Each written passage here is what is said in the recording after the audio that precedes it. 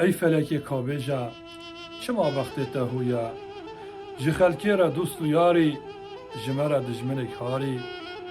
بینتا و رعیت تتفکرن دولت خودین قندی روزاگ روسا دهیلان بیکس ای فلک کابجا اف چه دم و دورانه وسط سال و زمانه ام شر و جنگادنه ولات پارچه پارچه بو ام کتم گولانانه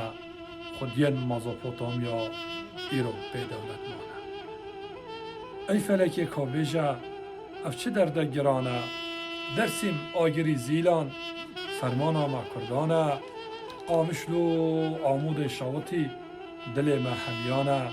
حلبچه و بارزان انفال و قتل عامه ایران هی دارودگن خورتن ما کردانه کار کردستان سوش او برینا گرانه ای فلک کابجا اف چه جین و جیانه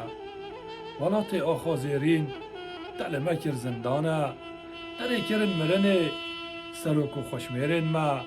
کان قاضی محمد شیخ سعید پیرانه ریبر دوزا پیروس عبدالسلام بارزانه تواهی شهید کتن برومتا کردانه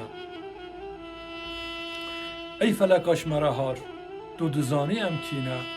پتر 6000 سالا خودی اوی آخینه زاروگن زاگروسو دواما گوتیانه نوی صلاح الدین و امپراتورا مدانه شر و جنگن گرانده مینا حسن و بولانه بن آلا رنگینده پشمرگه بارزانینه